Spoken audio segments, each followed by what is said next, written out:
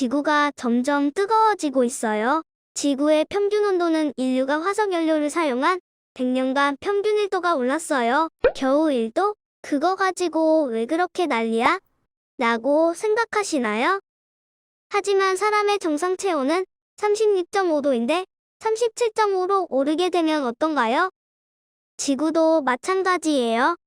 지구도 생명체를 담고 있는 커다란 생명이에요. 지구도 지금 열이 나서 아픈 거랍니다. 그렇다면 지구가 열이 나면서 어떤 일이 벌어지고 있을까요? 가뭄이 생기기도 하고 갑작스러운 집중호우가 생기기도 해요. 더운 지방에 갑자기 눈이 내리기도 하고 자연재해가 생겨요. 북극의 빙하가 녹아서 극지방에 동식물들의 삶을 위협받기도 해요. 얼마 전 강릉 해변 모래가 해수면이 높아지면서 사라진 일까지. 이 모두가 지구가 아프다고 우리에게 경고하는 거랍니다.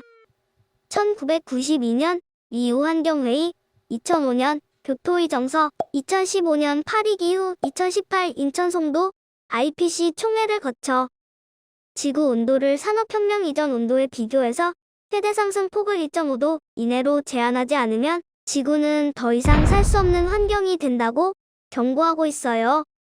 그럼 어떻게 해야 지구의 온도가 올라가는 것을 막을 수 있을까요?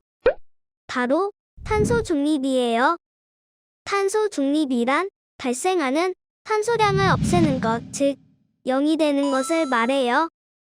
탄소 중립은 아예 탄소를 발생시키지 않는다, 이런 말이 아니에요. 우리가 숨을 쉬는 동안도 탄소는 나오니까요. 또 우리도 산업을 하며 살아야 하니까요. 탄소를 그럼 어떻게 없앨 수 있을까요? 현재 여러 나라에서 탄소 중립을 위해 큰 노력을 하고 있어요. 2019년 영국은 2050년까지 탄소 중립을 달성하겠다고 법을 만들었어요. 그 뒤로 미국, 유럽, 중국, 일본 등 120여 개 국가가 탄소 중립을 선언했지요. 우리나라는 안타깝게도 이산화탄소와 온실가스를 많이 배출하는 나라 중에 하나예요. 하지만 우리도 환경을 위한 노력을 하기 시작했어요. 2021년에는 환경과 사람이 중심이 되어 지속 가능한 발전을 뜻하는 그린 뉴딜을 선언하고 2050 탄소 중립 비전을 선언하는 등 환경을 위한 많은 정책을 만들고 있어요. 그렇다면 탄소 중립을 위해서는 구체적으로 어떤 계획하고 있을까요? 첫 번째, 화석연료를 줄이고 신재생에너지를 계획해요. 수소, 풍력, 지력, 태양력 등을 확대하는 거예요. 두 번째, 탄소 포집 저장 CCS, 탄소 포집 활용 기술 개발을 해요. CCS 기술은 이산화탄소를 모아서 바닷속에 매장하는 방법이에요. CCU는 모은 이산화탄소를 적극적으로 재활용하는 방법이에요. 현재 우리나라 기업이나 대학에서 상용화를 위해 많은 연구를 하고 있어요.